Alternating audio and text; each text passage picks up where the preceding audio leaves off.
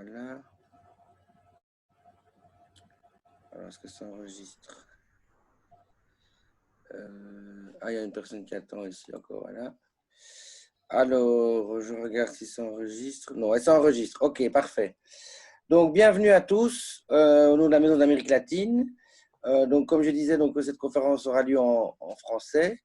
Et donc, nous avons la chance et le plaisir d'accueillir aujourd'hui deux conférenciers, donc deux intervenants qui vont donc parler de cette conférence sur la Bolivie. Donc, le titre, c'est « La Bolivie face aux élections ».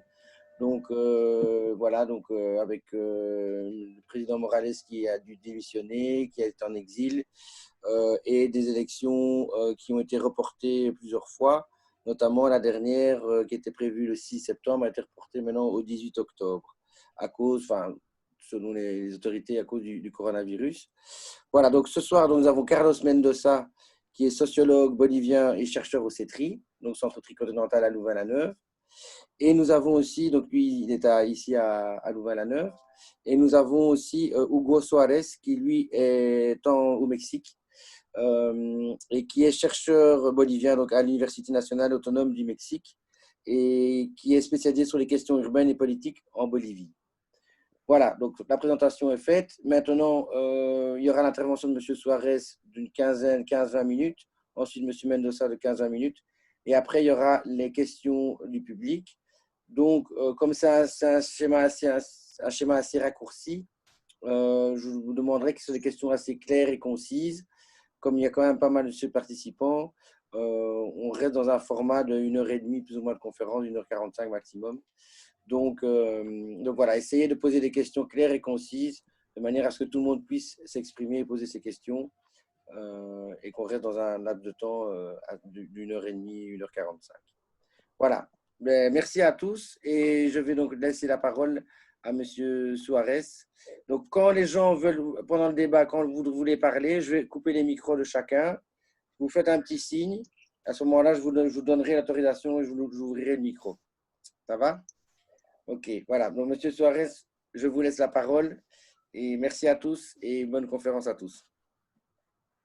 Merci beaucoup. C'est vraiment un plaisir d'être ici avec vous de cette façon pandémique de partager des idées et des positions. Et bon, voilà, il faut le faire comme ça. Mais finalement, l'avantage, c'est que voilà, je suis au Mexique maintenant. On va parler de la Bolivie. Vous êtes en Belgique. Donc, ce sont aussi les possibilités qui nous donnent ce type de la technologie et cette nouvelle façon de faire circuler certaines idées. Donc, moi, je veux dire seulement, je veux d'abord remercier beaucoup l'invitation. Cette conférence, normalement, elle devait être physique à Bruxelles, mais voilà finalement, on fait des planifications partout, mais la vie, c'est beaucoup plus compliqué de la planification comme est-ce qu'on veut. Mais alors, je veux seulement dire certaines idées autour de la problématique de la Bolivie maintenant, et que je sens que c'est un moment vraiment très difficile. Et parler maintenant de la Bolivie, c'est très difficile parce que c'est vraiment un moment terrible, vraiment très terrible. Et c'est vraiment un moment très compliqué. Donc, je veux dire, 5 idées, quelque chose un peu plus des hypothèses pour discuter le processus sur long terme, et d'autres choses qui sont, je ne sais pas exactement le public, quelle information a sur la question bolivienne. Donc, je veux dire quelque chose qui sont plutôt d'informations précises sur le processus maintenant. Et une chose à pied de page, c'est que je suis dans la campagne au Mexique, donc peut-être si jamais la signal s'en va, bon voilà, ce sont les problèmes de la campagne. Bon, d'abord, je veux dire, la première idée, c'est que voilà, Bolivie elle est en train de passer une crise multifacétique. Une crise multifacétique qui a au moins 4 visages. Et les 4 sont brutales. Le premier visage, c'est la question de la pandémie, que c'est pas tout le monde, on sait que ce n'est pas n'importe quelle pandémie, mais surtout, c'est une pandémie dans laquelle la Bolivie il doit la gérer avec un système de santé pénible, mais vraiment lamentable, une bureaucratie dans la gestion de la santé qui c'est impressionnant, qui vient de long terme. Hein. Ça, ce n'est pas de ce gouvernement, ça vient. Et une gestion, que c'est responsabilité du gouvernement actuel, est aussi pénible. Donc, la question de la pandémie, c'est un des problèmes brutaux pour la Bolivie maintenant. La deuxième question, c'est la question économique, qui c'était d'abord, on venait déjà d'avoir une période très importante, très bien de l'économique, et il devait commencer une crise, c'était un peu l'inertie, ça il devait venir comme ça. Et alors, maintenant, il n'a pas commencé vraiment la crise, mais il va venir de n'importe quel moment. Et en plus, avec le problème de la pandémie, c'est pire. Donc, la question économique, maintenant, il est comme ça un petit peu, mais d'un moment à l'autre, il va devenir terrible.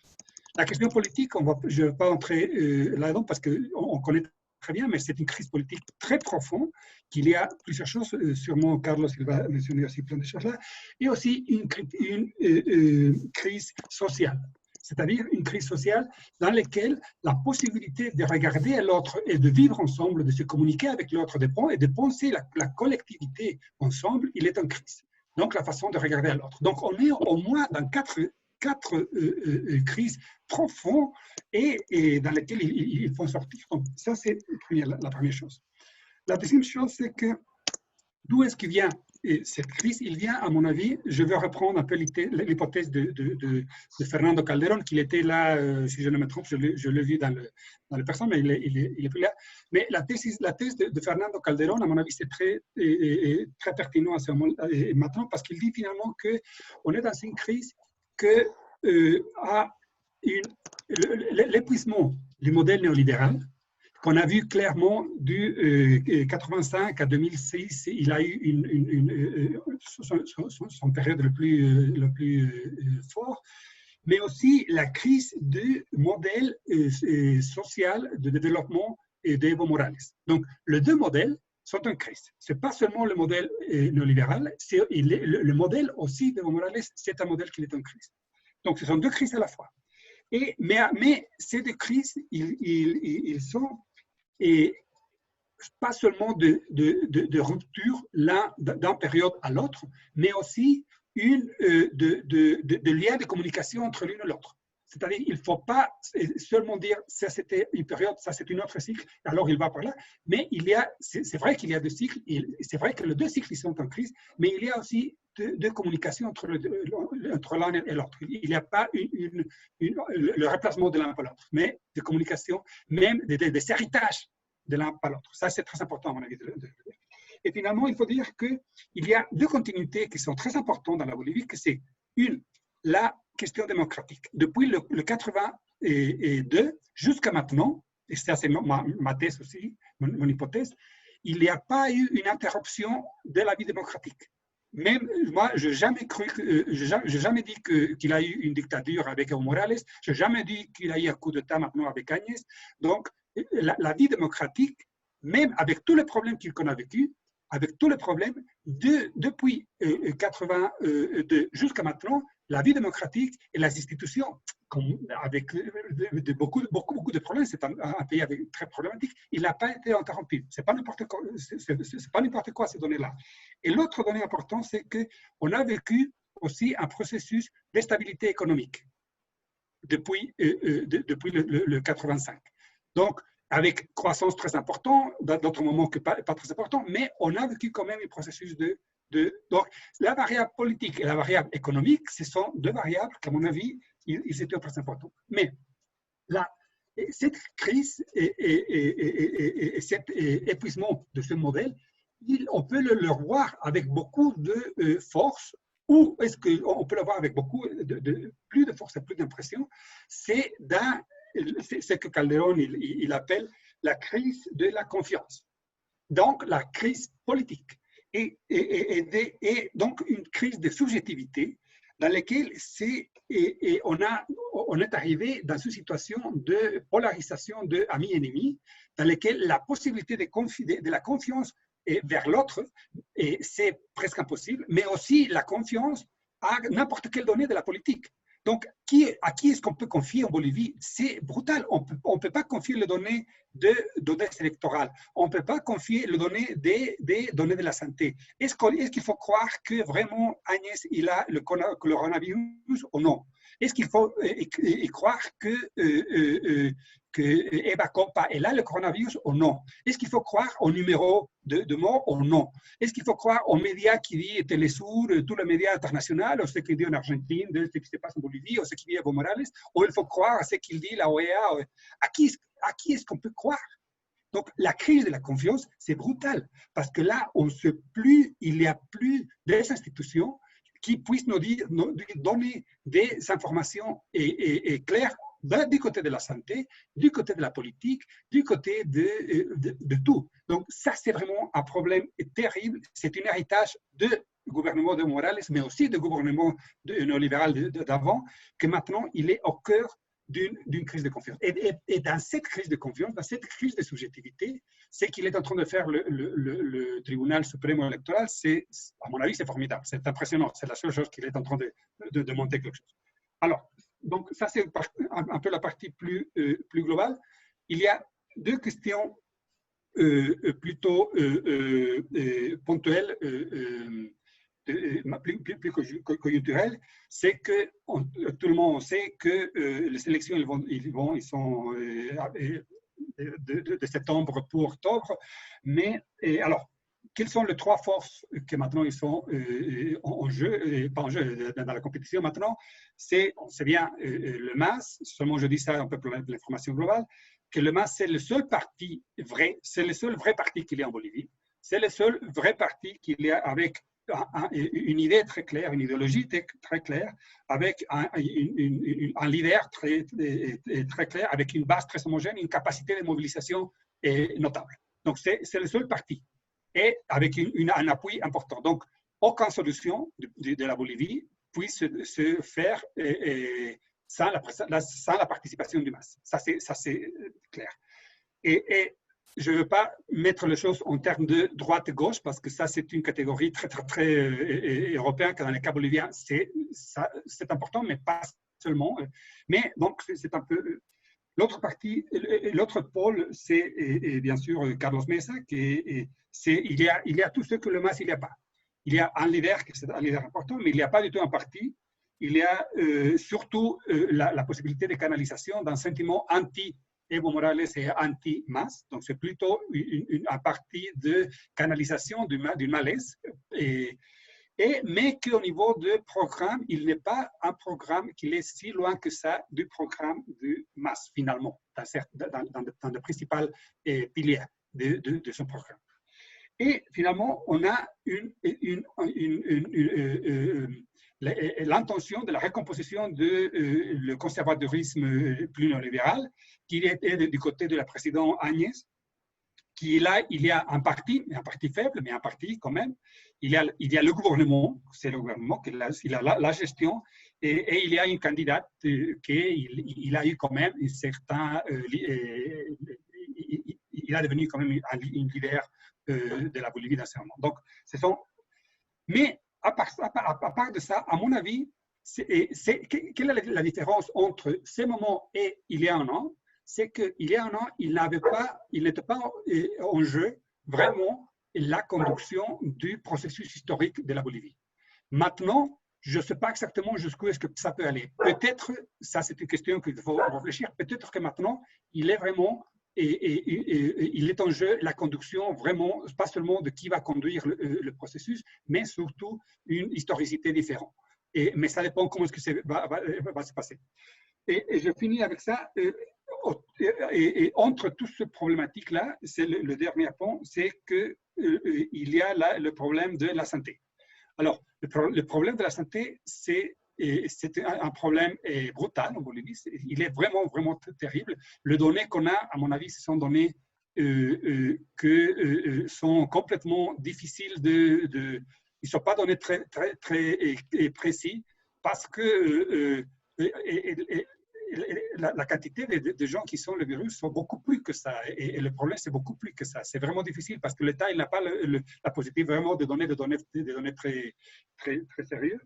mais à la fin, le problème, c'est que les deux groupes le plus importants, c'est le MAS et le gouvernement, comme les deux pôles. Et pour chaque pôle, la partie la plus importante, c'est de voir quel va être le résultat politique pour eux s'ils sont des élections maintenant ou s'ils sont des élections d'ici un mois. Donc, dans le cas du MAS, la partie la plus importante, c'est de dire qu'il faut aller maintenant, et parce que maintenant on est bien dans les enquêtes d'opinion, et parce que maintenant on peut dire si on ne va pas maintenant, donc on doit récupérer la démocratie parce que ça c'est une dictature. Donc, il a quand même une rhétorique plus ou moins cohérente de ce qu'ils ont dit il y a quelques mois. Et ils sont en capacité de vraiment faire le pays bouleversé, mais d'une façon brutale, parce qu'il y a la pandémie, il y a plein de... Donc, c'est vraiment, ils jouent au chaos, ils ont déjà joué au chaos il y a 7 mois, donc maintenant, ils jouent encore au chaos pour attirer de conditions plutôt favorables dans les élections. Donc, c'est vraiment un jeu pervers.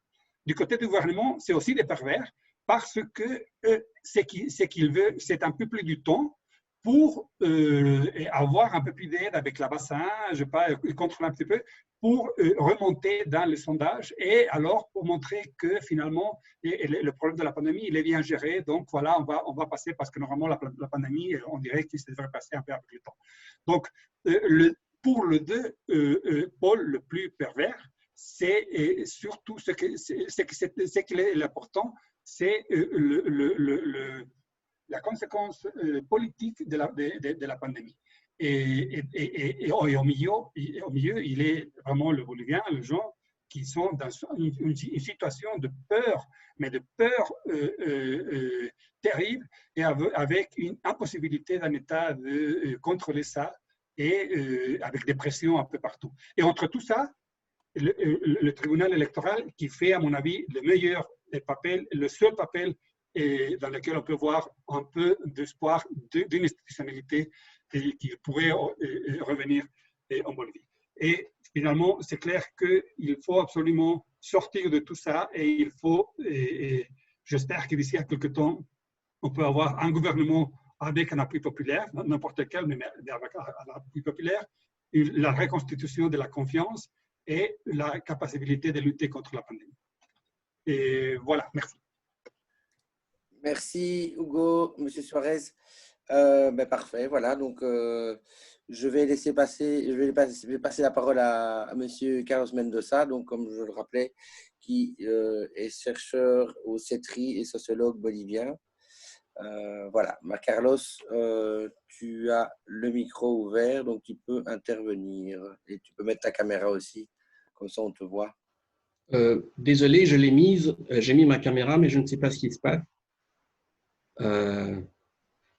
Je suis désolé, je ne sais pas ce qui se passe. J'ai même changé de caméra il y a quelques instants, okay, d'ordinateur, mais je ne sais pas. C'est pas grave, le principal c'est qu'on t'entende. Voilà. Bonsoir. Je souhaite… On te voit là, c'est bon, on te revoit. Ah, parfait.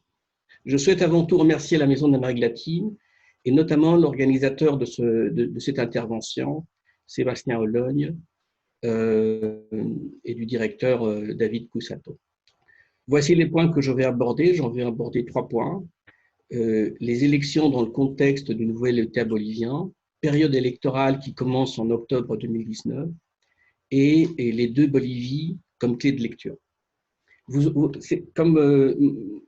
Comme vous l'avez très bien dit, Hugo José Suárez, c'est une situation clivante. Nous avons des lectures opposées. Mais ça n'empêche pas, nous nous connaissons depuis il y a plus de 20 ans, même avec nos lectures opposées, nous continuons à être des amis, mais vous allez lire une autre lecture. Vous allez entendre une lecture tout à fait différente de ce qui se passe en Bolivie. Nous commencerons la présente intervention en plaçant les élections dans le contexte du nouvel État bolivien, celui de la Constitution de 2009. Et contexte aussi d'une lutte de lutte et de résistance à tout ce que représente ce nouvel État. Nous passerons ensuite à la deuxième partie qui consiste à aborder la période électorale. Il faut savoir que les désordres qui ont leur apogée le jour même des élections, la terreur provoquée lors des élections a entraîné le départ d'Evo Morales en imposant Jeanine Áñez à la présidence du pays, dont le gouvernement intérimaire, soi-disant, est l'expression d'un certain rejet de l'État en 2009. J'appelle comme cela l'État bolivien à partir de la constitution promulguée cette année-là. Avec la mise à feu de la Huipala, les jours qui ont suivi les élections annulées, la Huipala, c'est le drapeau indigène officiel depuis la constitution de 2009, le gouvernement a dû faire face à une vague de soulèvements indigènes provoquant 30 morts à El Alto, Sencata et Sacaba, qui ont eu comme corollaire ce qu'on a appelé la pacification en empêchant ainsi la guerre civile. C'est ensuite que le gouvernement s'est illustré avec des politiques visant la privatisation et une forte répression suite à la prise de pouvoir de Jeanine Áñez sur tout ce qui représente ce que les membres du gouvernement ont appelé la dictature, entre guillemets, d'Evo Morales. La deuxième partie concerne la période des élections dans laquelle nous continuons, mais marquée de manière centrale par un changement de régime. Les élections ne sont plus entre les mains d'Evo Morales, mais de Jeanine Áñez, dans un contexte de répression extrême des mouvements sociaux, au sein par ailleurs d'une volonté d'orienter la politique du gouvernement vers la droite et d'influencer par là un changement de régime dans le long terme. Dans la troisième partie, nous parlerons de deux Bolivies comme clé de lecture. Cette période d'élection trouve en ce moment ce qui peut être la sortie du tunnel.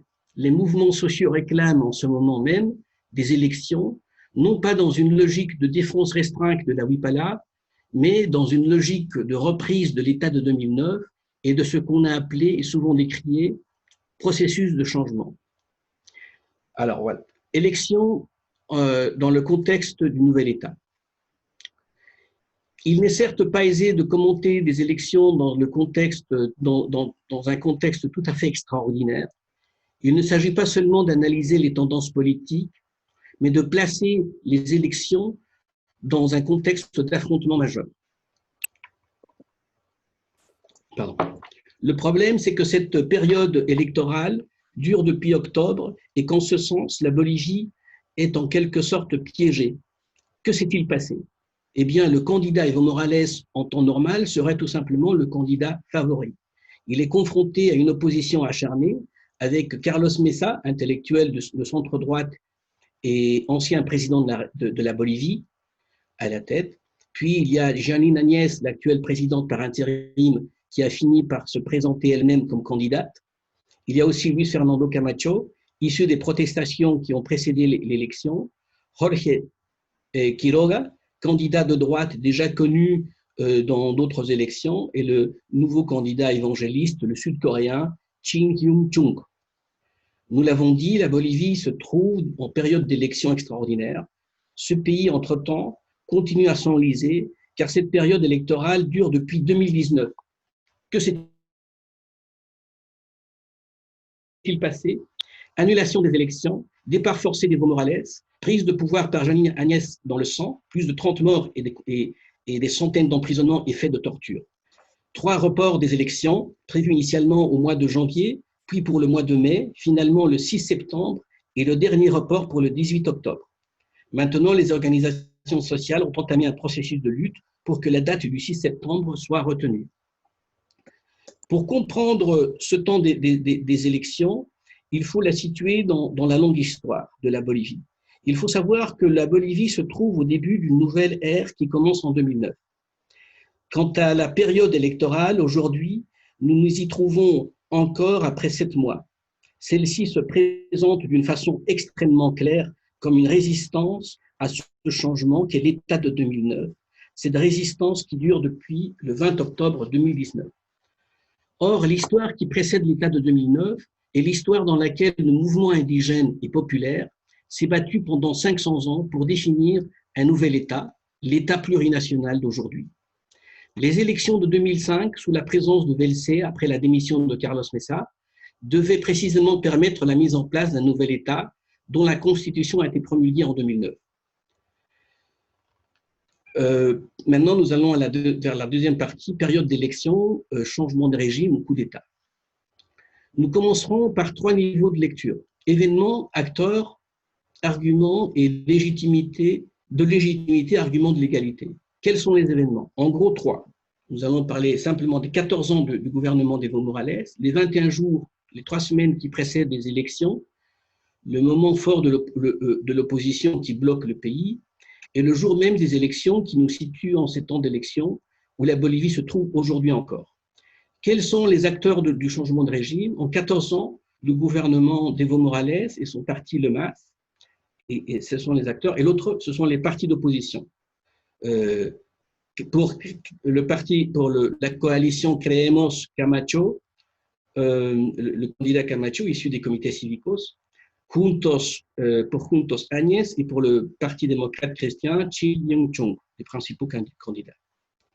Les 3 semaines qui précèdent le changement de régime, coup d'État, les acteurs qui se font plus visibles, les dénommés comités cívicos qui organisent des cabildos, rassemblements dans les grandes villes, à chaque fois dans les fiefs des classes moyennes urbaines. Les plateformes de défense dénommées 21F, actifs en référence au référendum du 21 février 2016 qui a donné la victoire au non à la réélection, ce qui a poussé le parti d'Evo Morales à trouver une autre voie faisant appel à la Cour suprême électorale de Bolivie. Plateforme CONADE, Comité national de défense de la démocratie, et où on voit notamment Waldo Albarracín, ex-recteur de l'université publique. Ce sont les acteurs qui vont s'opposer, qui vont parler de fraude électorale et ils vont pousser au changement de régime. Les classes moyennes urbaines représentées par les dénommés pititas, en référence aux cordes qu'ils utilisaient pour effectuer les blocages des rues, ce qui peut être aussi traduit par peu de gens, car sans les dites cordes, ils n'auraient pas pu faire grand-chose. Les dénommés motoqueros de Cochabamba, des groupes de choc à moto, on se demande groupes terroristes, qui lors des blocages précédant les élections se chargeaient de la sécurité, entre guillemets, en empêchant les villes de Cochabamba d'être envahies par les soi-disant hordes en provenance du Chaparé, la région tropicale du département de Cochabamba, le fief d'Evo Morales, lorsqu'il était dirigeant des planteurs de feuilles de coca. Le jour des élections, les acteurs politiques sont les secteurs qui brûlent certains tribunaux électoraux départementaux, la police qui se soulève, l'armée qui suggère, entre guillemets, la démission du président Morales. Les acteurs politiques qui se sont réunis à l'Université catholique bolivienne, ces derniers décident enfin d'assurer la continuité constitutionnelle, que l'investiture présidentielle devait retomber sur Jeanine Áñez, deuxième vice-présidente du Sénat, ce qui se fera dans un Parlement pratiquement vide. Cela définit le gouvernement autoproclamé de Jeanine Áñez tout au plus comme un gouvernement de facto ou un gouvernement de transition. La version qui dit qu'il n'y a pas eu de coup d'État a besoin d'arguments de légitimation qui justifient l'annulation des élections et la mise en place d'un gouvernement intérimaire. Concernant les 14 années de gouvernement d'Evo Morales, il parle d'une très mauvaise gestion, limitée surtout à des terrains de football. Une corruption systématique, dans les propos les plus délirants, Evo Morales formait partie du cartel de Sinaloa et négociait directement avec le Chapo Guzmán, décidant sur les avions qui devaient décoller du Chaparé vers le Mexique. La recherche irrationnelle d'un 3e mandat de la part d'Evo Morales, ce qui explique la plateforme de défense du 21F. Quant au jour des élections, l'argument de légitimité est le changement de régime, pour le changement de régime et la fraude électorale à grande échelle, et qui néanmoins n'a pu être prouvée à ce jour.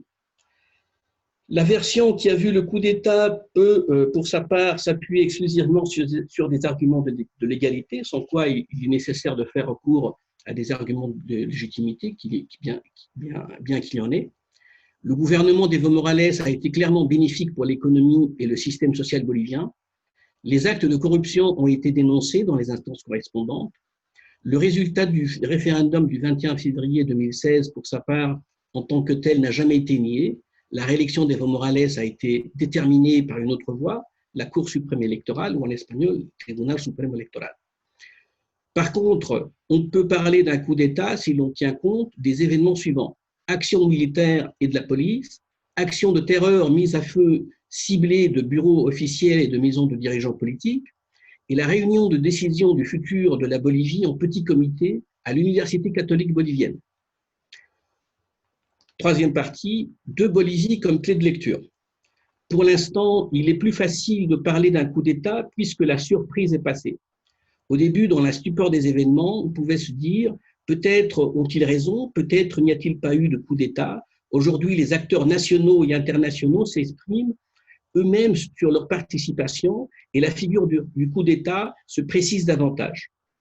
Pour comprendre la Bolivie de 2009, le mouvement populaire et indigène s'est imposé avec son propre discours qui provient en grande partie de leur vision mythique du monde et non de théories politiques et économiques élaborées par des grands intellectuels, qui bien entendu porteuses de contributions, des considérations et des réflexions indianistes notamment, mais également de gauche, et où le discours de filiation marxiste n'est certainement pas central. La lecture traditionnelle issue des visions du monde de gauche et de droite n'est pas en mesure d'englober la spécificité du projet de société du mouvement indigène et populaire bolivien. La crise déclenchée en Bolivie depuis les élections de 2019 et le gouvernement intérimaire d'Agnès, qui s'impose, s'explique dans le contexte d'une lutte et d'un combat entre deux Bolivies. Une première est celle des mouvements indigènes populaires avec des composantes rurales et urbaines, et une autre des classes moyennes, principalement urbaines. Il s'agit davantage de groupes sociaux avec des composantes de classe et d'ordre ethnique qui s'affrontent afin de mieux schématiser, on pourrait dire, d'une part, ces groupes de pouvoir traditionnellement contrôlé l'État à partir précisément de ces classes moyennes auxquelles ils sont étroitement liés. D'autre part, il y a des secteurs populaires qui, dans le cas bolivien, ont une importante composante indigène. 36 nations ont été reconnues à partir de la Constitution de 2009, ce qui a conduit à la reconfiguration de l'État bolivien. Cela a provoqué une réaction de résistance en provenance de ceux qui ont historiquement contrôlé l'État et qui ne veulent pas perdre ce contrôle.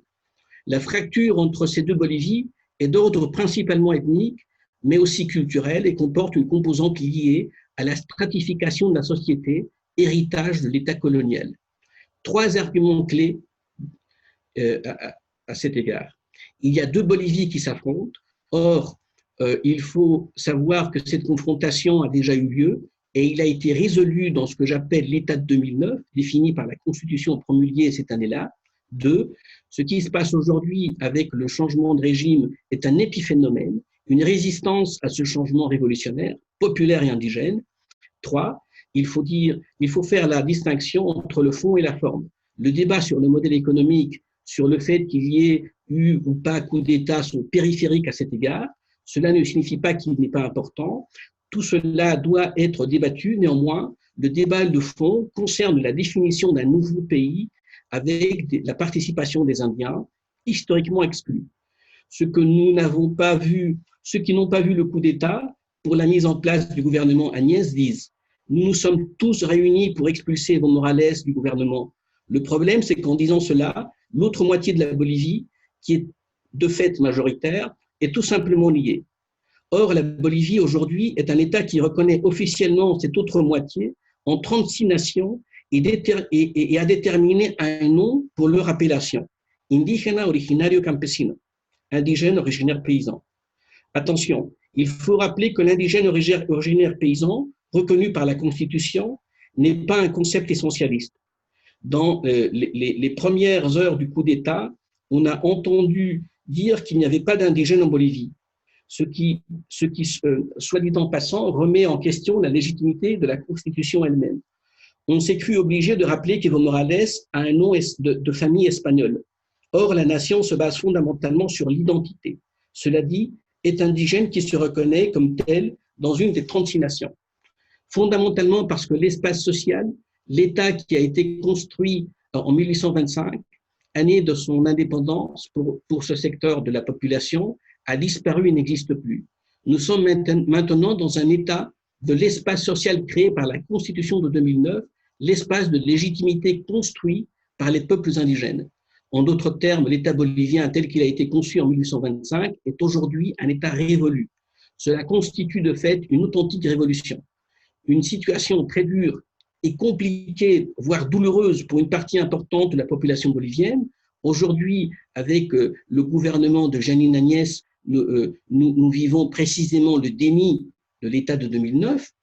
Pour adopter l'idée que la Bolivie actuelle de 2009 remplace la Bolivie du passé, il faut comprendre qu'une rupture épistémologique a eu lieu. Rupture épistémologique signifie, d'un point de vue philosophique, que l'on change de perspective dans la vision du monde. Les perspectives ancestrales et traditionnelles reprennent leur place, ce qui est souvent perçu comme du simple pachamanisme, mot qu'on utilise pour tourner en dérision la vision du monde indigène, du mot Pachamama, terre-mère. Du point de vue des sciences sociales, il est question d'un bouleversement dans la structure sociale, fini l'État englobant universel, car il a été remplacé par un État partagé. Le discours médiatique actuel pousse à l'amalgame, c'est-à-dire ce n'est pas le mouvement indigène qui est mis en exergue, mais plutôt le parti politique d'Evo Morales de MAS. Ce ne sont pas les gens qui se soulèvent, ce sont les organisations proches du MAS et d'Evo Morales. On cherche à faire la part entre le peuple, le mouvement indigène et les organisations proches au MAS. Le parti MAS doit être délégitimé car il a commis une fraude électorale en voulant se perpétuer au pouvoir, d'autant plus qu'il a été à la tête d'un gouvernement corrompu, etc. Message sous-entendu, la classe moyenne est légitime, elle qui a historiquement contrôlé le système d'éducation. On disait souvent du président Evo Morales, qui avait à peine terminé l'école secondaire, et il s'était entouré de personnes qui n'étaient pas compétentes pour leur poste, qui n'avaient pas étudié à l'université. On s'était souvent moqué du ministre Choquehuanca qui disait « lire sur les pierres ». Aujourd'hui, néanmoins, personne ne dit rien sur l'homme fort du gouvernement actuel, Murillo, qui a le même niveau d'éducation qu'Evo Morales. Le débat sur la légitimité des indigènes en tant qu'acteurs sociaux nous mène vers le débat sur la perception persistante en Bolivie d'un certain peuple populaire et indigène en tant que plèbe. Le pouvoir du peuple n'est pas le pouvoir de la plèbe. La démocratie ne doit pas être confondue avec ochlocratie. Les indigènes, la plèbe, une racaille irrationnelle, c'est comme ça qu'on la voit. La Bolivie est reconnue comme multiculturelle déjà dans la Constitution de 1992, mais cette reconnaissance ne fait pour autant des indigènes, ne fait que des acteurs politiques, mais ne fait pas des acteurs politiques, mais simplement des acteurs reconnus. Je crois que je vais en rester là pour l'instant, j'ai encore beaucoup à dire, mais pour le débat, j'en resterai là. D'accord. Merci, Carlos. Voilà, donc, voilà, merci à vous deux. On va passer donc aux questions du public. J'ai juste oublié de vous préciser une petite chose aussi à tous les participants qui seront là. Bon, vu qu'il n'y a personne qui a branché sa caméra à part Madame Cécile, cette conférence est enregistrée et sera mise sur YouTube. Et il y aura un lien donc, sur le site de la Maison d'Amérique latine et sur la page Facebook de la Maison d'Amérique latine pour que les gens qui n'ont pas eu l'occasion de participer puissent la voir. Donc, voilà. Donc, pour l'instant, il n'y a que Madame Cécile. Donc, voilà. Comme ça, vous êtes prévenus. Si jamais vous ne désirez pas être vu ou vos droits à l'image, vous pouvez couper votre caméra. Ceci dit, maintenant, donc, nous avons 12 personnes du public. Donc, pour rester assez concis, je vais donner la parole, si les gens le désirent, à chacune des personnes, à chacune des 12 personnes, pour qu'elles puissent poser une question. Et effectivement, pour cela, il faut que cette personne branche sa caméra, me fasse un signe que je puisse lui donner la parole. Sans ça, je ne sais pas si, évidemment, elle veut poser une question. Voilà, donc, ben voilà, à vous la parole au public. Donc, n'hésitez pas à mettre votre caméra. Voilà, Madame Cécile a déjà une question. Et pour les autres, n'hésitez pas à brancher votre caméra pour me faire signe. Comme ça, je vous donne le micro et je vous donne l'autorisation et vous pourrez poser votre question. Voilà, je réactiver le micro de Cécile. Voilà. Bonjour. Bonjour. Ça va, vous m'entendez? Très bien. Oui. Alors, bonjour. Ben, moi, je m'appelle Cécile Collin. Je suis étudiante au doctorat à l'Université du Québec à Montréal. Alors, je vous parle d'un petit village au Québec. Et j'ai fait mon doctorat sur les femmes Aymara, principalement sur les femmes qui viennent d'origine de la campagne et qui ont déménagé dans l'agglomération de La Paz et l'Alto, tout en conservant un terrain à la campagne pour leur alimentation. Je suis allée en Bolivie en 2018-2019 pour mon terrain. Alors là, moi, je vais vous dire un petit peu ce que j'ai vu, ce que les femmes m'ont dit par rapport au gouvernement Morales. À l'origine, elles étaient très contentes du premier gouvernement Morales. Elles sont très en faveur du vivir bien, le mode de vie indigène qui est valorisé par ce gouvernement-là. Mais avec le temps, elles ont été bien déçues. Entre autres, je vous fais un portrait évidemment extrêmement global. Par rapport au mode de vie indigène, l'administration ou les charges administratives, les cargos, comme elles disent, ça doit être quelque chose qui est rotatif. Il doit avoir une rotation. Puis elle trouvait qu'un gouvernement, un premier président qui reste de manière indéfinie ou infinie ou entre très, très longtemps au pouvoir, elles étaient déçues de ça. Elles étaient aussi déçues que le principe du Chachawarmi ne soit pas respecté, le principe qui veut que la direction, ceux qui ont une autorité, qui ont une charge d'autorité, ce soit un homme et une femme. Et aussi, elles sont assez très déçues aussi du machisme même, du sexisme même du président, qui avait des commentaires souvent très sexistes, entre autres envers même des jeunes filles. Il y a toutes sortes de rumeurs sur même une sexualité, je dirais, débridée de la part du président. Là, c'est peut-être plus des rumeurs. Et évidemment, pour les femmes, peut-être que ça les touche plus que ça peut toucher les hommes. Alors, je voudrais savoir ce que vous pensez de cette réalité-là. Puis, je ne sais pas si vous avez une possibilité d'avoir un point de vue. Je sais bien que vous n'êtes pas des femmes, mais peut-être un point de vue plus féminin. Merci. Merci, Cécile. Je ne sais pas si c'est M. Suarez ou M. Mendoza qui a envie de répondre, qui se sent… Oui. Mais… Je peux dire déjà quelque chose. La première chose est très importante à souligner, c'est que l'avis de quelques personnes ne fait pas autorité. Ça, c'est très important. On peut visiter un pays, on peut avoir des opinions, on est des amis, ça ne fait pas autorité. Je voudrais le souligner plusieurs fois. Évidemment, il y a eu usure du gouvernement Evo Morales, évidemment, qu'il a perdu, du soutien non seulement auprès d'une certaine classe moyenne qui a voté pour lui, mais surtout aussi il a perdu du soutien dans son propre camp. Mais aujourd'hui, la question n'est pas là, n'est pas celle-là. Lorsqu'on débat les élections, aujourd'hui, c'est de Bolivie. C'est-à-dire, je reste sur cette lecture. Je vous invite à voir ces deux Bolivies, une Bolivie urbaine, plutôt urbaine. C'est pas des monolithes, c'est pas une lecture monolithique non plus, hein, plutôt urbaine, de classe moyenne, et une Bolivie populaire indigène. Donc ça, c'est le clivage fondamental. Après, on ne peut pas non plus idéaliser la vie, c'est-à-dire les populations indigènes ne sont pas à être idéalisées. La nouvelle constitution leur donne tout simplement territoire et autonomie. Alors, avec ce territoire et cette autonomie, ils vont s'autogouverner en autonomie avec leurs vertus et leurs défauts. Pour la question des Chachawarmi, ça dépend où la dame a été. Il y a des endroits où c'est très bien respecté. Ça, je peux vous le dire. Et quant à Evo Morales, on a tout dit, on a tout essayé de dire. Je ne pense pas qu'il soit utile de débattre sur ce genre de rumeurs. Le plus important, c'est de tenir compte que, évidemment, le mouvement, les populations indigènes ont un autre rapport. En étant une autre culture, ils ont une autre vision du monde par rapport aussi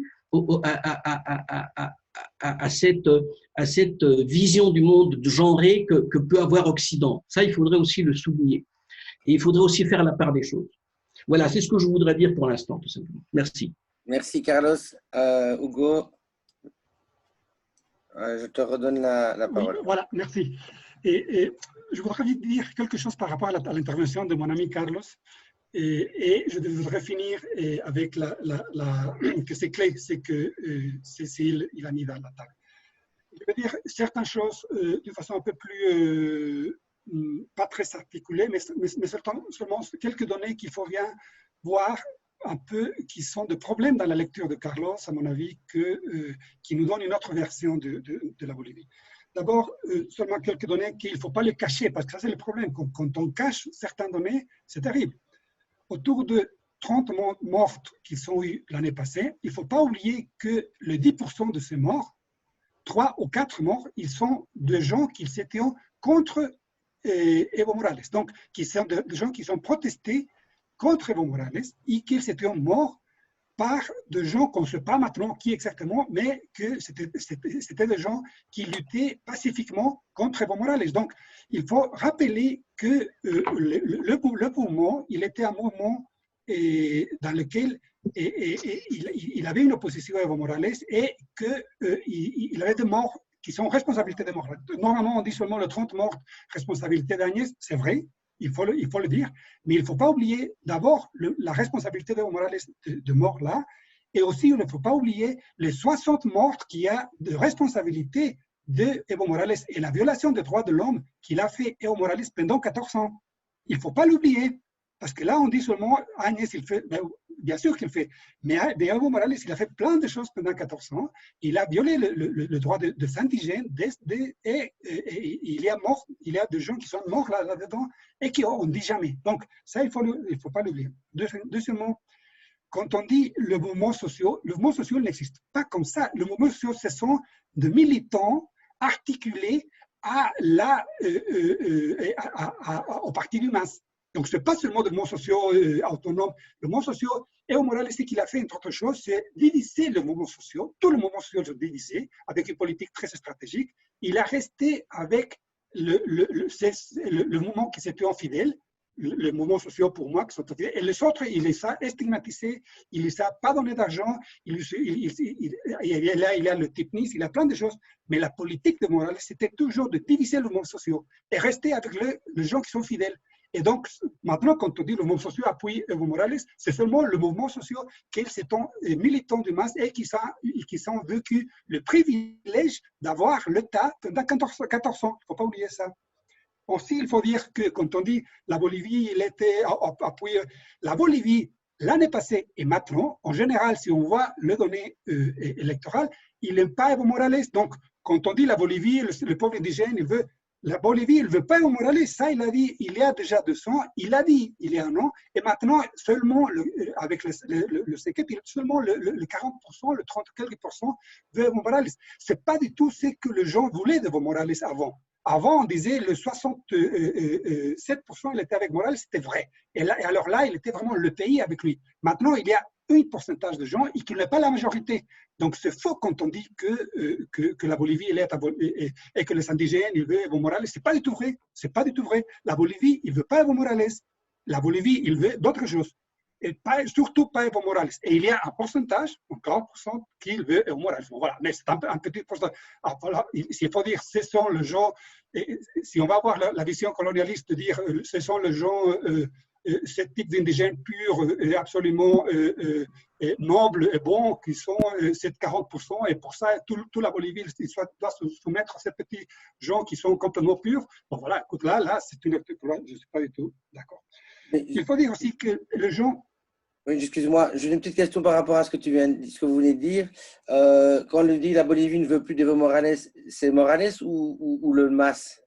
Le MAS et Evo Morales, ça peut le deux. Okay, donc une chose qu'il faut dire aussi, quand on dit qui était en contre Evo Morales l'année passée, il était en contre c'est clair, mais seulement on dit Camacho, bon, Camacho c'est imprésentable, bien sûr, et on dit le militaire, bon, voilà, il faudrait parler avec attention les militaires, c'est une chose très compliquée, mais il faut dire aussi que la centrale obrera bolivienne, elle était en contre de Evo Morales. Il ne faut pas oublier ça, il ne faut pas oublier que le syndicat paysan, le syndicat minier, ils ont dit qu'ils ne voulaient plus Evo Morales.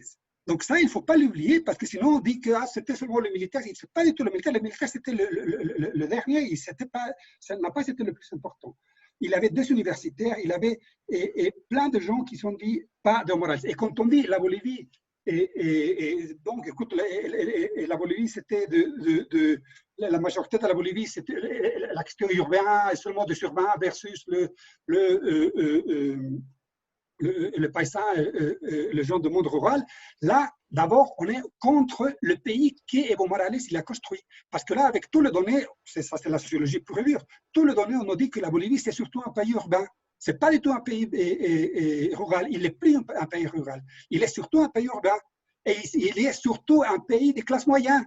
Pourquoi? Parce que la politique économique d'Evo Morales était très, très, très bon. Et une des politiques fondamentales d'Evo Morales, c'était la construction d'une classe moyenne. Alors, la classe moyenne, que lui-même il a construit, c'est cette classe moyenne qu'il veut tuer le père. Et voilà, c'est ça. Je ne sais pas si c'est bien ou c'est mal, mais en tout cas, c'est le pays que lui, il a construit, un pays urbain, un pays surtout de classe moyenne, qu'il ne veut pas, Evo Morales, il n'a pas voulu à ce moment-là. Une dernière chose, c'est que dire qu'il y a 2 Bolivies, c'est vraiment un clivage absolument, à mon avis, qu'il n'est pas du tout à comprendre les choses. Il simplifie les choses avec une dichotomie que je ne comprends rien si je vois le pays comme ça. C'est la pluralité de la Bolivie, c'est impressionnant, mais impressionnant. Quand on voit la pluralité au niveau des mouvements sociaux, ce n'est pas du tout le mouvement social et pour Morales et le mouvement contre Morales. Il y a plein de mouvements sociaux de différents, et il y a des moments dans lesquels certains mouvements sociaux sont en faveur, certains ils sont contre. Quand on voit la question intellectuelle, il n'y a pas une gauche, il n'y a pas plusieurs gauches, il ne faut pas oublier ça.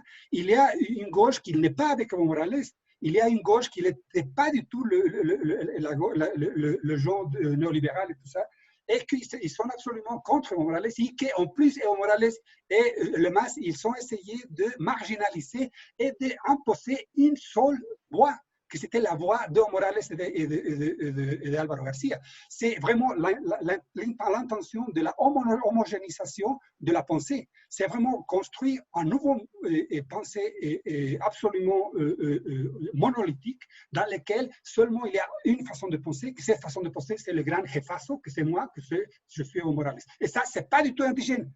Ça, c'est une autre chose qu'il faut absolument le dire, que et au moment dans lequel on dit oui, il a eu le territoire autonome, oui, c'est vrai, mais attention, il a bloqué systématiquement la possibilité d'autonomie dans les territoires autonomes, c'était le MAS. Pourquoi le gouvernement n'a pas voulu du tout faciliter les territoires autonomes?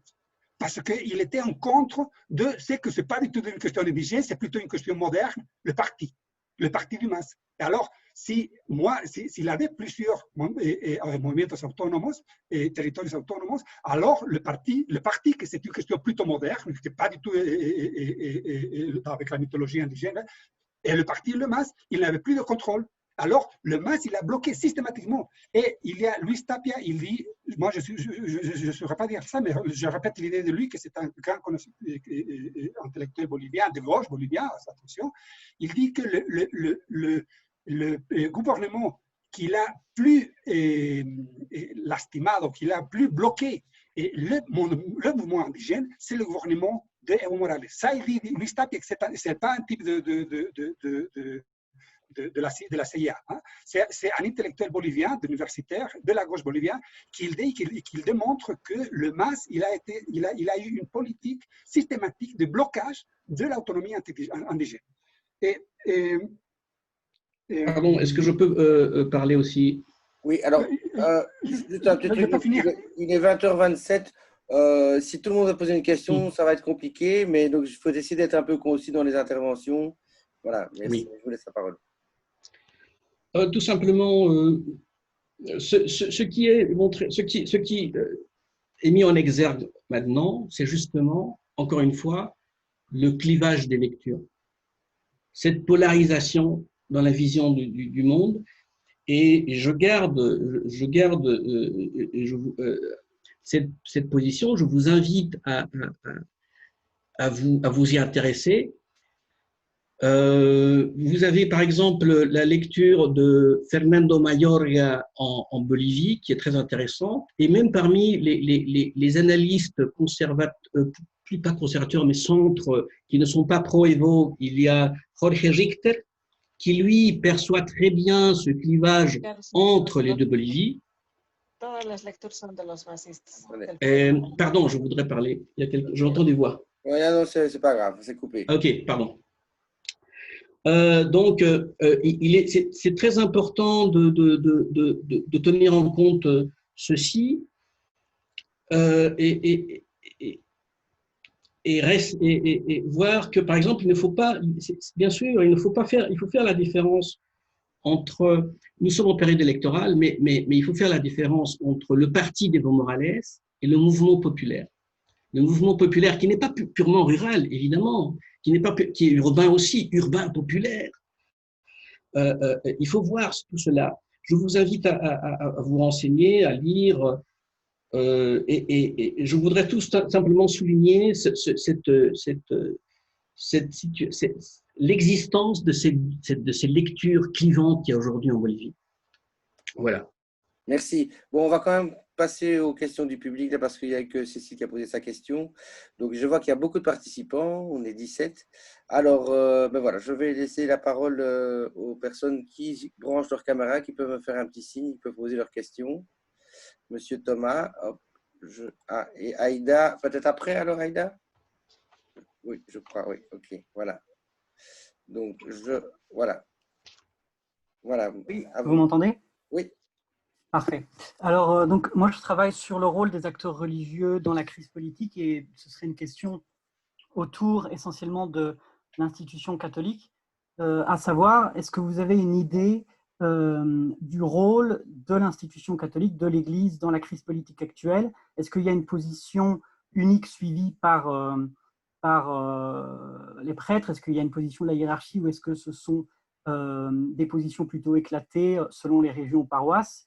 Et comment s'articule le rôle de l'Église catholique entre le MAS d'une part, le gouvernement d'autre part, avec en fond la montée en puissance des églises évangéliques en Bolivie comme ailleurs dans le continent. Voilà. Je ne sais pas si Hugo veut commencer ou je peux le faire. Je leur donne la parole, voilà. Oui, et je vais dire seulement deux choses très vite parce que, mais si tu veux, Thomas, on discute, hein, parce que là, c'est un sujet très complexe, mais même très complexe, avec beaucoup de choses. J'ai écrit quelque chose là et je viens de lire un article d'un copain, Eduardo González, que d'ailleurs c'était un très bon Italien, il est un très bon sociologue qui travaillait dans la vice-présidence d'Evo Morales là. Maintenant, il vient d'écrire un très bon texte sur la question religieuse là, dans ces cas-là. Donc, je vais te passer, si tu veux, après me contacte pour discuter avec lui. Mais seulement dire il ne faut pas du tout faire une lecture dichotomique. Il ne faut pas faire la lecture très politisée du problème. Parce que là, on voit partout un peu que, oui, il y a la question de l'Église, qu'il est entré avec Camacho, avec l'Église et la Bible et tout ça. Et on dit, bah, comme ce qui s'est passé à Bolsonaro, là, au Brésil, etc. Mais il ne faut pas du tout faire cette lecture. Il faut faire une lecture beaucoup plus posée, beaucoup plus avec attention, parce que l'Église catholique, il y a eu différents rôles. Et le mouvement pentecôtiste aussi différents rôles. Et maintenant, dans le dernier temps, on a vécu des explosions comme ça de l'action religieuse, mais avec une composition, une recomposition très complexe. Je ne vais pas entrer dans les détails parce que ça prend beaucoup de temps, mais je veux dire seulement qu'il faut lire avec beaucoup d'attention pour ne pas tomber dans le lieu commun et politique.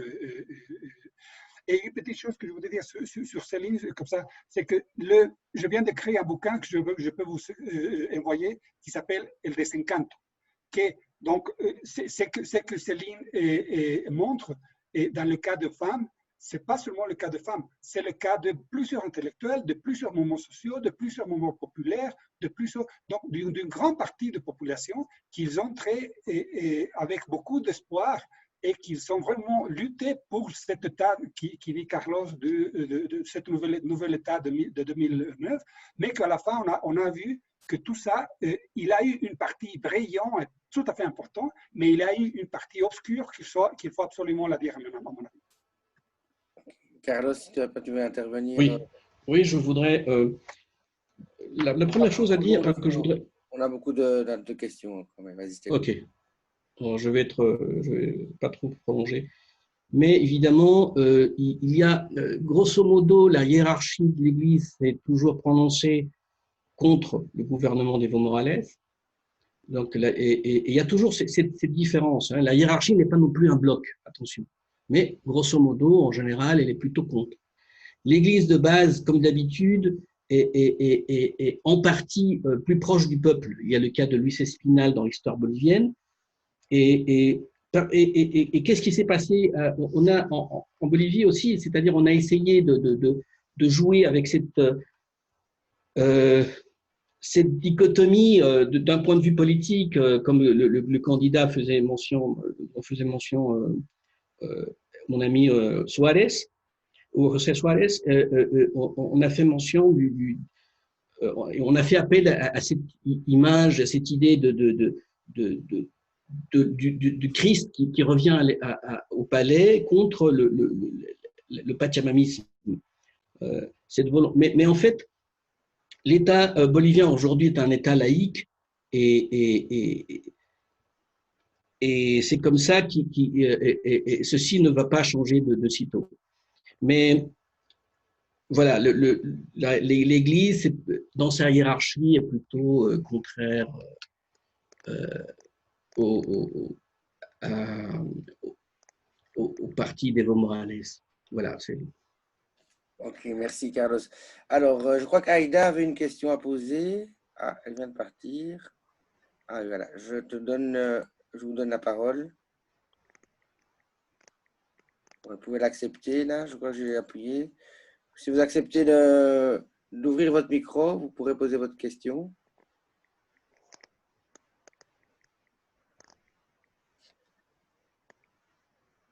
Là, je vous ai donné la parole, donc il faut... Normalement, vous devez activer votre micro, là. Allô? Oui, voilà. Allô, vous m'entendez? Oui, très bien. On vous écoute.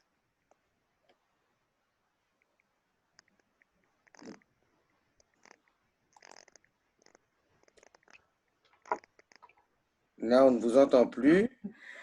Donc, je travaille avec l'Église Belgique depuis plus de 20 ans. Ah, voilà. Allez-y. Ouais. Ah, ben.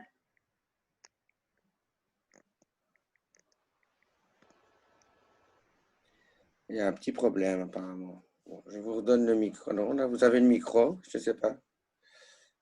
La caméra fonctionne Voilà, ben, je m'appelle Aïda Rostegui. Oui, mais je crois que je n'ai pas beaucoup de réseaux, donc ça va. Je crois que ça ne va pas être possible. Ouais, c'est compliqué. Oui. Bah, écoutez, on va passer à une autre question. Malheureusement, on n'a pas l'occasion, il n'y a pas assez de réseau pour Aïda. Ouais. Donnez la parole à quelqu'un. Ouais, dommage. Désolé, mais voilà. Mais est-ce qu'il y a quelqu'un d'autre a une question à poser? Voilà, donc nous avons Thomas a posé sa question, Cécile aussi. Nous avons Jeanne de Monque, Carole Lopez Nunez, Lucia Ocio Suarez. Ah voilà, Carole. Voilà, vous pouvez accepter. Ok. Bonsoir. Bonsoir à tous. Oui, j'ai une question. En fait, j'aimerais savoir, c'est quel est le support maintenant d'Evo Morales dans la région? Parce qu'on voit que Maduro, c'est pas trop stable en ce moment. On voit que peut-être ça peut être le kirchnerisme en Argentine. On peut penser à Ortega. Bon, j'aimerais savoir comment ça va jouer le support international, mais surtout de la région, pour Evo Morales dans les prochaines élections, en fait. Alors, qui veut? Hugo, Carlos? Hugo, je ne sais pas, peut-être Hugo veut dire quelque chose? Oui, oui, je donne le micro. Oui, merci. Oui, en fait, il faut dire que d'abord, l'appui qu'il a, le MAS en Bolivie, c'est fondamental, c'est énorme, et c'est ce que je dis au début, c'est le parti le plus important, avec la plus d'organisation, avec la plus de clarté idéologique, avec la plus claire possibilité de mobilisation, et avec le plus appui populaire au niveau du parti. Donc, il n'y a pas la Bolivie, il n'y a pas un futur de la Bolivie, il n'y a pas possibilité de la Bolivie, il n'y a pas une sortie de la Bolivie sans le parti d'Evo Morales. Donc l'appui local, c'est impressionnant et c'est très, très important. Donc ça c'est la première question. La deuxième, c'est au niveau international, il y a, à mon avis, il ne faut pas faire la comparaison avec d'autres présidents parce que là, mais il y a, maintenant, il y a l'appui d'Argentine d'une façon très, très, très claire, et pas du Brésil, mais un peu, enfin, donc il y a un peu une conjoncture internationale, mais surtout, ce qu'il a montré Evo Morales, c'est qu'il y a un appui international d'une certaine gauche, disons, parce que c'est une manière de comprendre la gauche, qu'ils ne sont pas du tout critiques et qu'ils vont appuyer n'importe quelle attitude du parti d'Evo Morales. Donc, appui au niveau international, ils sont beaucoup. Alors, Carlos, est-ce que tu veux intervenir? Oui, bien sûr.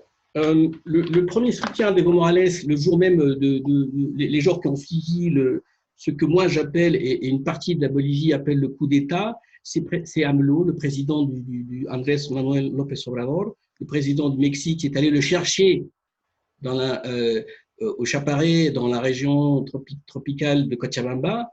Ça n'a pas été facile d'aller, il lui a donné l'asile politique. Il y a évidemment le soutien de Fernandez. Il faut savoir que le soutien international est toujours important.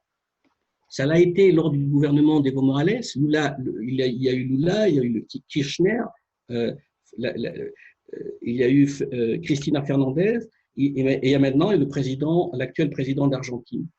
Donc, évidemment, ils ont leurs différences, ils ont leurs spécificités, mais clairement, il y a un soutien qui reste important, qui est important aussi bien dans les forums internationaux que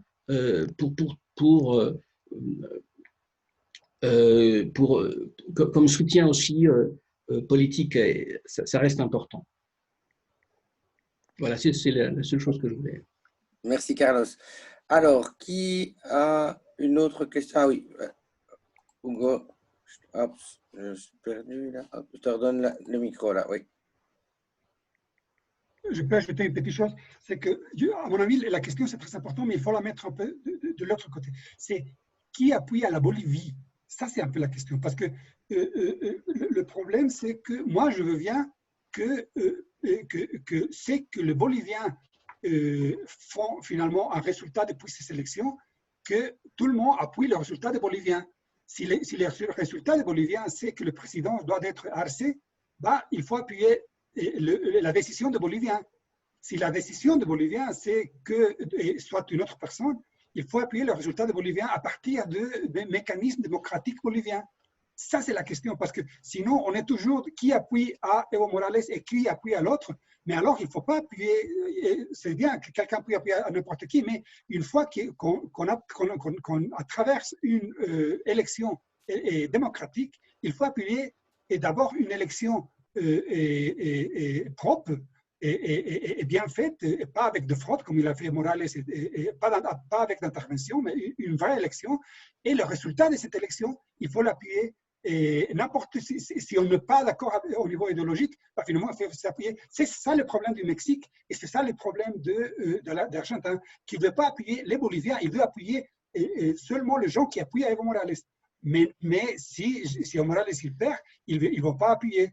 Mais il faut appuyer donc la décision du peuple bolivien. Si on appuie la décision du Mexique, c'est parce que les Mexicains ils sont élus à López Obrador. Ça, c'est pourquoi il faut appuyer ça, parce que c'était un processus démocratique. Voilà. Merci, Hugo. Voilà, mais alors qui a une autre question à poser? Il peut brancher, oui, voilà. Jeanne, je vous donne le micro. Oui. Bonjour, bonsoir pour vous. Donc, moi, je m'appelle Jeanne, je suis française, mais ça fait 13 mois que j'habite en Bolivie. Je travaille dans une ONG ici, à El Alto.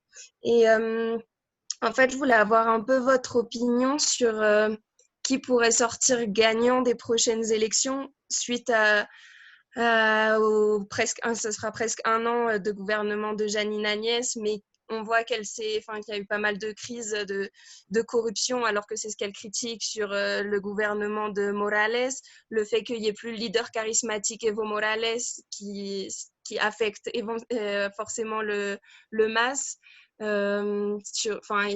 Il y aura probablement un second tour, mais voilà, est-ce que quelqu'un va vraiment sortir vainqueur de cette année de crise, de multiples crises, on va dire.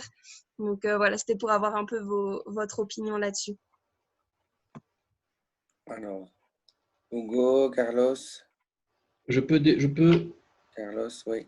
Oui. Je crois qu'en ce moment, la question ne se pose pas vraiment. C'est-à-dire, il est clair que le candidat le plus important est Evo Morales. Alors, est-ce qu'il va gagner en premier tour ou en deuxième et il sera vainqueur? On ne sait pas. Ça, ce n'est pas en ce moment même la question principale, car nous sommes face à une incertitude. Le gouvernement qui a imposé ce changement de régime brutal, que, j'insiste, j'appelle coup d'État, n'est pas prêt d'accepter le retour d'Evo Morales comme si de rien n'était. Donc, il fait tout pour empêcher son retour, persécution des dirigeants du MAS,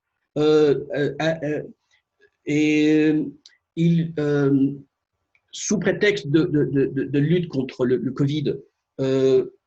Donc, il y a une forte répression. Aujourd'hui, il faut savoir, la Bolivie et une partie du peuple est mise sous silence. Les droits humains, il y a un véritable problème en ce qui concerne les droits humains en ce moment en Bolivie. Et ce n'est pas moi, ce n'est pas ce n'est pas les gens c'est-à-dire il y a même des gens comme Jorge Richter qui vont vous le dire. Donc il y a en ce moment une incertitude, d'autant plus qu'un bras de fer en ce moment a lieu. En ce moment même, il y a un bras de fer entre les secteurs populaires. Bien sûr qu'il y a des secteurs populaires, bien sûr qu'il y a un mouvement populaire. Le parti MAS, qui est un parti, et Hugo José Suárez le reconnaît, un parti structuré, n'est pas un parti classique. C'est un parti qui est fait de participation de ces groupes de syndicaux indigènes qui rentrent et sortent en fonction en fonction du moment, de la conjoncture, mais ces mouvements populaires aujourd'hui, qui ne sont pas forcément en train de défendre Evo Morales, mais qui sont en train de défendre l'État de 2009, qui sont en train de défendre les intérêts populaires. Aujourd'hui, tous ces secteurs-là sont aujourd'hui réunis. Les médias boliviens n'en parlent pas. Ils sont aujourd'hui ils entament un bras de fer avec des blocages et autres pour que la date du 6 septembre soit retenue et il n'y ait pas de report. Déjà ça, donc avant de penser qui va gagner les élections, il faut se poser la question, qu'est-ce qui est en train de se passer aujourd'hui en Bolivie en termes de bras de fer, d'une part d'un gouvernement qui ne veut pas de retour d'Evo Morales, de retour du MAS, du parti où le candidat est Arce Catacora et Choquehuanca, qui ne veut pas de ce retour. Et un secteur populaire qui pousse et qui demande des élections, Et donc, c'est ça, aujourd'hui, je pense que la question centrale est là, et là, il faut le reconnaître, il y a une grande part d'incertitude. On ne sait pas très exactement qu'est-ce qui va se passer. Merci, Carlos. Est-ce que Hugo veut intervenir, répondre à la question? Merci, oui. Et en fait, à mon avis, l'autre partie qu'il faut dire de ce qu'il dit Carlos, c'est que c'est clair qu'il y a un État très répressif maintenant et qu'il ne veut pas du tout penser à le retour de masse et de pratiques de masse. Mais aussi, il y a de l'autre côté une partie absolument autoritaire, d'une politique complètement autoritaire qui veut absolument imposer son agenda avec des méthodes violentes, de participation très violentes, et avec de façon de manipulation brutale. Donc, et le problème, il n'est pas d'un côté seulement. Il est d'un côté, tout à fait d'accord, mais il est de l'autre côté aussi. Alors, avec ça, le pire, moi, je suis là pas du tout... je ne vois pas les choses, je suis très, très pessimiste et je ne vois pas les postes avec une polarité de qui va gagner l'un et l'autre. Tous, ils vont perdre. Tous, ils vont perdre. Le Bolivien, on va perdre maintenant. On n'a pas sorti maintenant. Et ça, c'est le pire. Il n'y en a pas sorti parce que les radicaux, d'un côté et de l'autre côté, ils veulent se tuer entre eux. Et un, il ne veut pas qu'il y ait le MAS, et l'autre, il ne veut pas du tout qu'il soit là, il dit qu'il est à coup d'État, etc., plein de choses. Donc, le problème, c'est que la Bolivie, il est maintenant entre les deux pôles les plus radicaux, qui sont le plus guerriers. Et il n'y a pas beaucoup de gens qui puissent faire un pont entre les positions et de penser la collectivité d'une autre façon. Et maintenant, à mon avis, et maintenant c'est pire, parce que les 4 crises que j'ai dit au début, ce sont 4 crises dans lesquelles on a besoin, mais on a absolument besoin de la diplomatie de la politique. On a vraiment besoin de gens, de politiques et vrais nobles, et que de politiques qui sont vraiment le pays par devant et pas les positions, par leur privilège de deux côtés. Et ça, maintenant, il n'y a pas beaucoup en Bolivie, malheureusement. Donc, on va perdre tous. Je ne suis pas très optimiste. Ok, merci Hugo. On va essayer de redonner la parole à Aïda, voir si ça fonctionne cette fois-ci. Bonjour. Bonsoir, oui, bonjour. Bonsoir, là vous m'entendez? Oui. Bon voilà, moi je vais juste revenir, je m'appelle Aïda Rostegui, je ne sais pas si vous avez entendu, j'habite en Belgique depuis 20 ans, mais je suis bolivienne. Moi je viens revenir sur en fait, effectivement, il y a un problème de polarisation dans la société. Ce que je trouve vraiment très dangereux, c'est de faire les identités. Fixer une identité indigène contre l'identité rurale.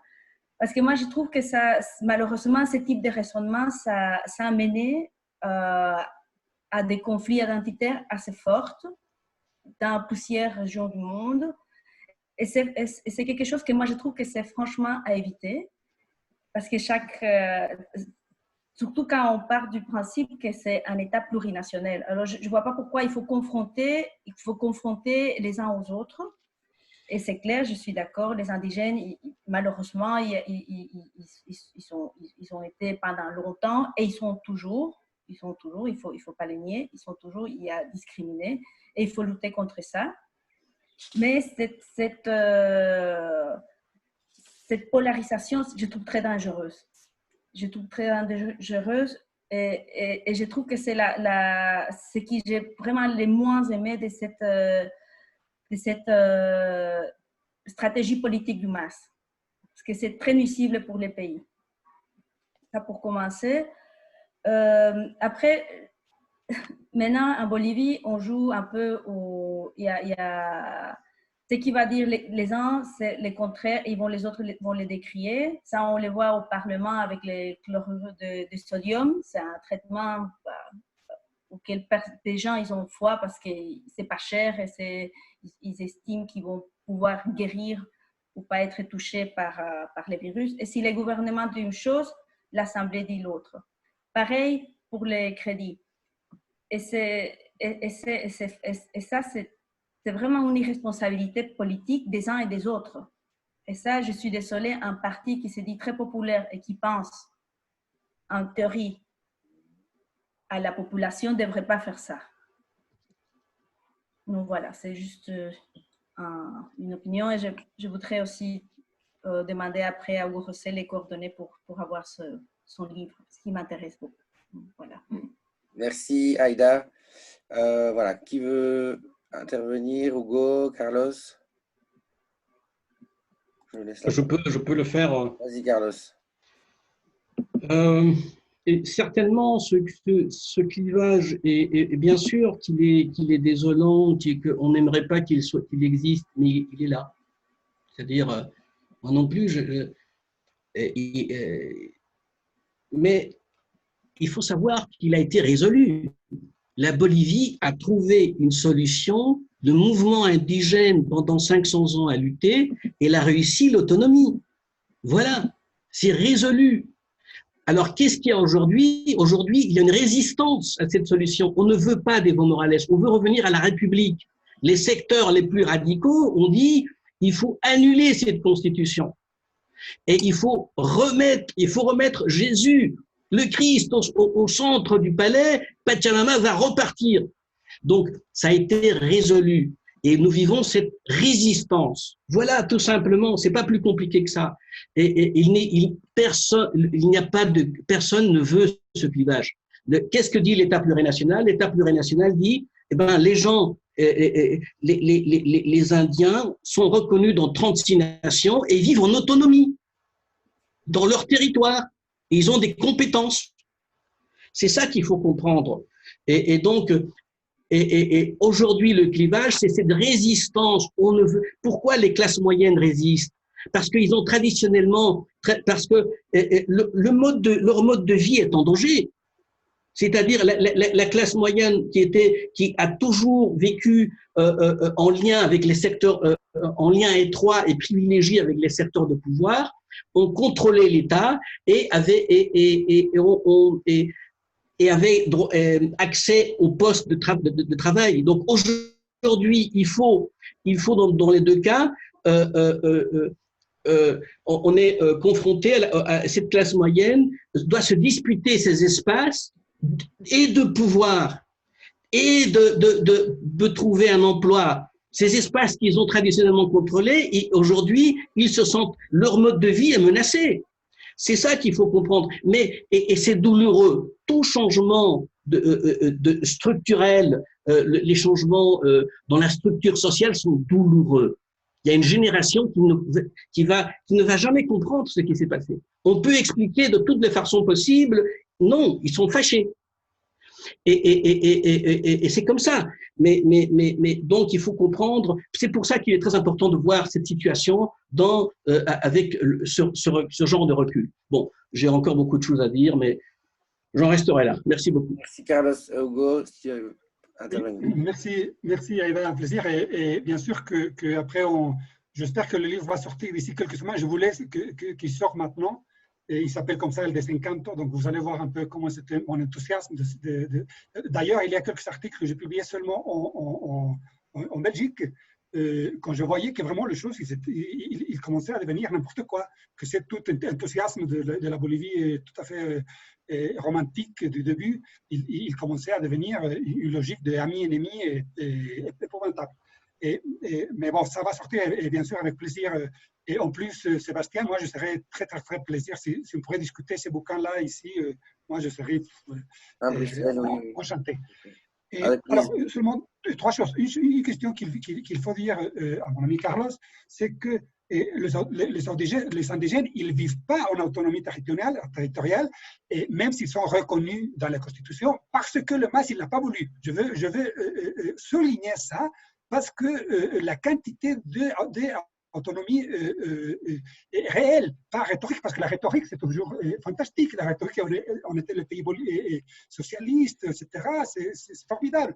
Mais au niveau réel, la quantité et ça, ils m'ont dit, les gens qui travaillaient dans le ministère de décolonisation, les gens du ministère de décolonisation, ils disaient qu'on ne peut pas faire ça, on ne peut pas, parce que finalement le MAS, il impose, parce qu'il ne veut pas finalement ça. Donc, ce sont des contradictions très, très importantes qu'il faut le dire. Maintenant, une autre chose, c'est que moi, je ne suis pas du tout d'accord, ça je suis complètement d'accord avec Aïda, avec cette essentialisation de choses. Une fois qu'on va faire l'essentialisation, les indigènes sont bons et ils sont récupérés parce que 500 ans, ils sont luttés.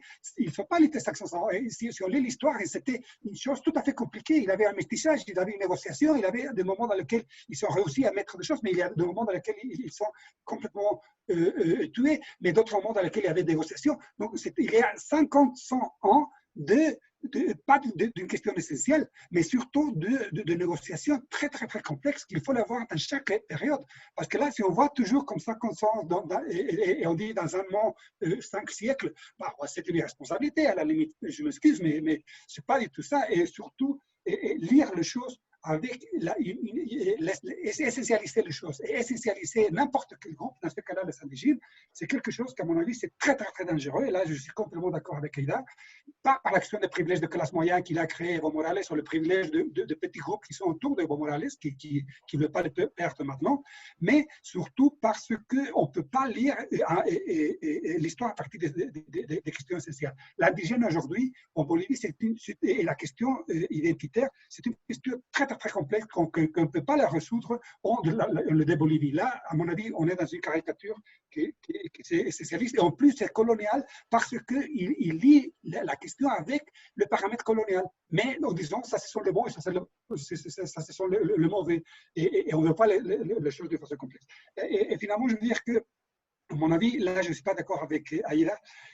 C'est vrai qu'il y a une lutte maintenant entre l'Assemblée et le gouvernement central. Mais ça, finalement, c'est bien. Pourquoi? Parce que ça, il montre qu'il y a une partie du MAS qu'il veut jouer à bloquer, mais bloquer dans le règle de la politique. Ils ont droit à bloquer avec l'Assemblée. Et ça, c'est bien, finalement, parce qu'il y a 6 mois, ils ne voulaient pas ça. Il y a 6 mois, et il disait qu'il ne voulait pas du tout négocier. Et là, Eva Coppa, il était clé parce qu'il a dit finalement, nous, dans l'Assemblée, on va viabiliser le pays. Et on va faire que le pays puisse avoir. Et maintenant, c'est bien que les structures du MAS, ils participent pas dans la rue et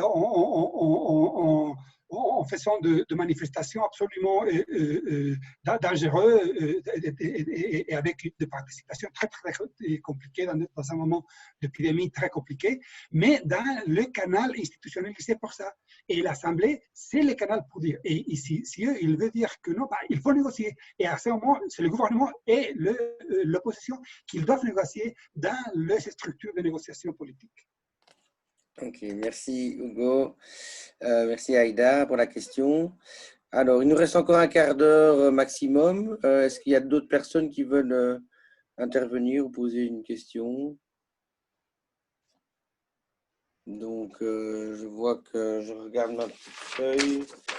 Il y a encore Lucia, Roman, Carla, Carlos, Fernando, Roberto. Et encore une autre Carla et Lopez Nunes, Hector. Enfin voilà. Donc, toutes les personnes qui n'ont pas encore intervenu ont la possibilité de poser leurs questions. Ou pas. C'est comme ils le sentent. Voilà. Sébastien. Oui, je t'écoute, Carlos. Si je me permets, s'il n'y a pas de questions, on peut en finir avec un petit commentaire chacun et on peut laisser ceci comme ça. Je crois qu'on a fait un peu le tour pour aujourd'hui de la question. Bien sûr, on n'est pas exhaustif. Il y a beaucoup de choses encore à dire. Ok, parfait. Je propose alors que Hugo ou Carlos aient une petite conclusion de cette conférence. 5 minutes chacun et on clôturera alors. Voilà, qui veut commencer? Carlos, Hugo? Hugo. Voilà. Ok. Non, je disais Carlos, mais comme je n'avais pas de micro, je n'entendais pas ce que tu disais, c'est pour ça. Non, mais seulement je veux dire 3 choses. La première question, c'est que je remercie beaucoup Sébastien, et je remercie beaucoup Carlos parce que je pense que ce type de discussion dans lequel on voit clairement qu'on n'est pas d'accord, on n'est pas du tout d'accord, mais Et je pense que c'est absolument nécessaire dans le cadre de la Bolivie. Parce que dans le cadre de la Bolivie, on est toujours dans l'idée d'amis-ennemis. Et pas du tout, je ne suis pas du tout avec Carlos, mais je l'aime bien, on est très copains et j'apprends beaucoup de lui. Et donc, c'est vraiment… C'est complémentaire, on va dire, votre opposition est complémentaire pour la personne qui est neutre et qui en prend beaucoup d'informations des deux côtés, je pense. Exactement, donc il faut avoir des lieux de débat. À mon avis, ça c'est très important, parce qu'il n'y a pas beaucoup de lieux pour en discuter des choses comme ça et pour dire des choses, pas, pour ne pas parler aux convertis de chaque côté, mais pour discuter des idées. Et discuter des idées qui ne sont pas du tout d'accord et on ne doit pas être d'accord. Pourquoi? Non, pas de problème. Mais surtout la discussion, c'est très important. Et la deuxième chose que je veux dire, c'est que la sortie en Bolivie, ça doit être vraiment une sortie moi, j'espère vraiment que les élections qui vont arriver donnent un petit espoir en Bolivie. Et je dis avec toute sincérité que je dirais que presque il ne m'importe pas beaucoup qui va gagner, mais je voudrais que ceux qui gagnent soient avec un résultat honnête au niveau de procédure et que tous les gens qui sont participés là-dedans, ils puissent avoir le patriotisme de reconnaître à l'autre et d'aller ensemble finalement, même avec des critiques, même avec des discussions, mais aller ensemble dans un cadre démocratique. Sinon, on va se retrouver dans ce climat de polarisation et ça, c'est le pire scénario pour la population bolivienne. Merci Hugo. Carlos, à toi le mot de la fin. Moi, je voudrais aussi souligner cet espace de débat entre précisément ces deux positions opposées qu'il y a en Bolivie, ce clivage, et quand même, néanmoins, le débat est possible. C'est-à-dire, je ne suis pas d'accord avec mon ami Hugo José Suárez, mais nous débattons. Et c'est le principal. Alors moi, je voudrais terminer, je crois que j'ai dit ce que j'avais à dire. Je vais tout simplement en finir avec quelques commentaires. Il y avait quelqu'un, j'avais lu quelque part passer, certes, le candidat à la présidence pour le MAS, maintenant, c'est Arce Catacora. Le candidat à la vice-présidence, c'est Choquehuanca. Ça, il fallait le préciser si ça n'a pas été clair. Ce n'est pas Evo Morales. En ce qui concerne l'État de 2009, c'est un processus. Nous sommes en train, c'est-à-dire, c'est quoi un film? Nous sommes nous sommes dans les premières secondes du film. Nous sommes en train de lire encore les génériques. Comment pouvons-nous nous prononcer sur les premières secondes d'un film? C'est un processus. Et l'autonomie des territoires est un processus. L'autonomie du peuple indigène, des 36 nations, ne fait que commencer. Peut-être que le MAS n'a pas beaucoup aidé, peut-être, mais nous sommes dans un nouvel État qui, si cette constitution est toujours en vigueur, n'a d'autre possibilité que d'approfondir. Donc, ne soyons pas trop pressés. On n'arrange pas 200 ans d'oppression en 20 ans, 30 ans. Et bien sûr qu'il n'est pas question d'essentialiser, mais je l'ai dit dans mon intervention, Evo Morales a un nom espagnol, et alors? Evo Morales ne parle pas l'aymara où il parle, je ne sais pas, et alors? Après 500 ans, tous les Indiens ne parlent pas aymara, tous les Indiens n'ont pas un nom indien, mais là n'est pas la question. La question est qu'il y a des gens qui aujourd'hui, en 2020, se reconnaissent dans l'identité indigène et veulent y vivre. Avec les défauts qu'il y a, c'est pas parfait.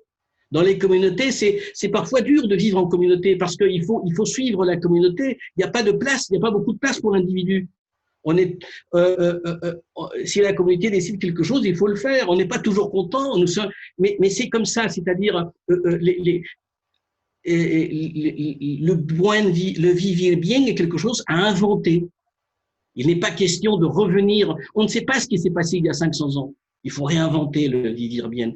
On a la Bolivie, avec l'État de 2009, a déterminé un nouveau horizon ontologique Voilà. Et c'est avec ces mots que je voudrais terminer et dans l'espoir que de nouveaux débats auront lieu. Merci beaucoup. Super, merci beaucoup Carlos, merci Hugo.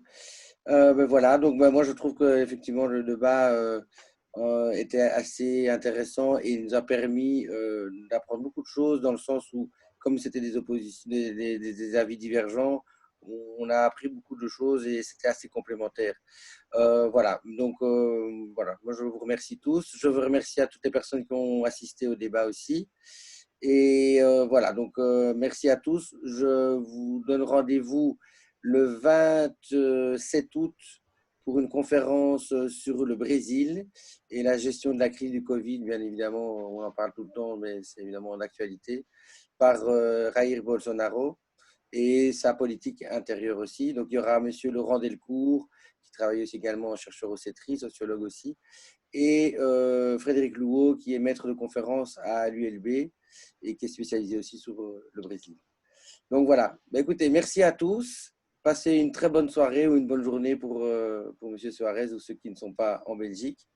Et voilà, donc à très bientôt. Et donc, comme je vous disais, donc, la conférence sera revisionnable. Donc, on va faire un lien sur notre page Facebook et on fera donc un enregistrement qui sera sur YouTube. Voilà, merci à tous et je vous souhaite une bonne soirée. Au revoir. Au revoir, bonne soirée. Au revoir Carlos, au revoir Hugo, au revoir tout le monde. Ciao Hugo.